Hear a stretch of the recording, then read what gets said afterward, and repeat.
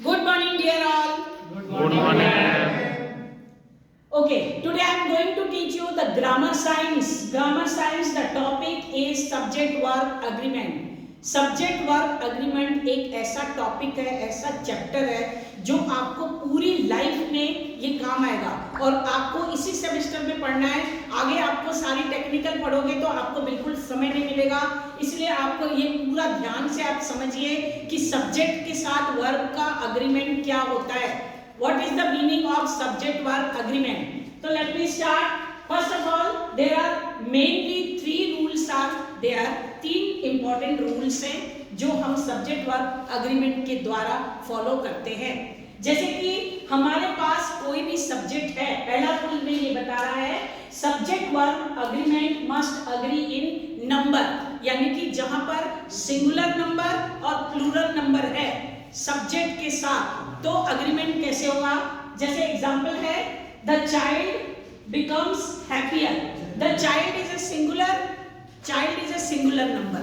Child के साथ हम बिकम्स यानी कि जो हमारा वर्ब लगेगा एस लगाकर वो हम लगाएंगे द चाइल्ड बिकम्स हैप्पियर। तो इस सब्जेक्ट के साथ इस वर्ब का आपस में मैच हो रहा है, अग्रीमेंट हो रहा है। मैच होना, एग्रीमेंट होना बिल्कुल इक्वल है, यानी कि चाइल्ड के साथ अगर चाइल्ड सिंगुलर है तो वर्ब बिकम्स लगेगा। यहां पर नेक्स्ट एग्जांपल में देखिए द चिल्ड्रन बिकम हैप्पियर, यानी कि चिल्ड्रन आपका प्लूरल है, चाइल्ड सिंगुलर नंबर है, चिल्ड्रन प्लूरल नंबर है, तो प्लूरल के साथ एस नहीं लगेगा, तो चिल्ड्रन और बिकम आपस में मैच कर रहे हैं तो एग्रीमेंट हो गया।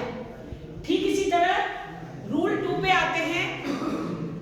Rule 2 where two singular nouns joined by and the verb must be singular. जहां पर दो सिंगुलर नाउन होंगे और एंड के साथ जोड़े गए हैं, सेंटेंस को एंड लगाकर जोड़ा गया है, वहां पर जो वर्ब होगा वो सिंगुलर हो जाएगा। तो जैसे कि अब हम लोग एग्जांपल में बताते हैं, जैसे कोई नेम है, यहाँ पे हमने लिखा है Ashraf and his friend has reached। तो यहाँ पर अशरफ और उसका फ्रेंड दो है, अलग अलग दो नाउन है, दो नेम है, तो अलग अलग दोनों नाउन एंड के साथ जोड़ा गया। इसको एंड के साथ जोड़ा गया तो एंड अगर लग गया तो यहाँ पर जो वर्ब है वो हैज लगेगा।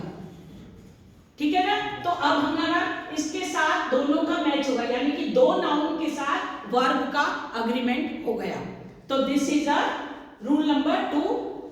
दो नाउन होंगे सिंगुलर तो दो सिंगुलर नाउन एंड के साथ अगर ज्वाइंट हो जाएंगे तो आपस में तो वर्ब वहां पर सिंगुलर हो जाएगा। अब जैसे हम रूल 3 पे आते हैं, if two subjects separated by and refer the same thing the verb is singular, यानी कि अगर दो सब्जेक्ट को सेपरेट किया गया, यानी कि दो सब्जेक्ट हैं उसको लेकिन एंड के द्वारा सेपरेट लिखा गया, वहां पर भी जो वर्ब होगा वो सिंगुलर लगेगा, वहां पर भी वर्ब सिंगुलर हो जाएगा। जैसे कि हम एग्जांपल बता रहे हैं करी एंड राइस। करी और राइस, राइस सिंगुलर है, मतलब राइस है तो वो सिंगुलर, मतलब वो अगर हम बहुत सारे राइस, एक राइस है, दो राइस थोड़ी ना, हम उसको सारे राइस को एक सिंगुलर में ही फ्रेम में उसको अटैच करते हैं, यानी कि राइस करी, करी एंड राइस को अलग अलग हम करते हैं, सेपरेट करते हैं, तो यहाँ पर जो वर्ब होगा वो इज लग गया, वहां पे यहाँ पे आर नहीं लगा। करी एंड राइस आर नहीं बोलेंगे, लेकिन हम करी and rice is my favourite food, यहाँ पर इज लग गया। करी एंड राइस इज हमारा सिंगुलर नंबर है, यहाँ पर करी एंड के द्वारा इसको सेपरेट किया गया तो यहाँ पर लग गया इज। तो ये तीन रूल्स हैं। जैसे मैं अभी एक और बताती हूं, द मैथमेटिक्स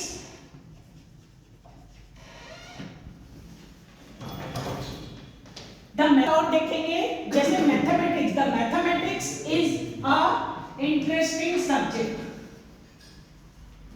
इंटरेस्टिंग सब्जेक्ट। तो यहां पर मान लीजिए मैथमेटिक्स है, मैथमेटिक्स एक अपने आप में एस लगाकर एक पूरा सब्जेक्ट है, तो मैथमेटिक्स अगर हम बोलेंगे तो मैथमेटिक्स नहीं बोलेंगे।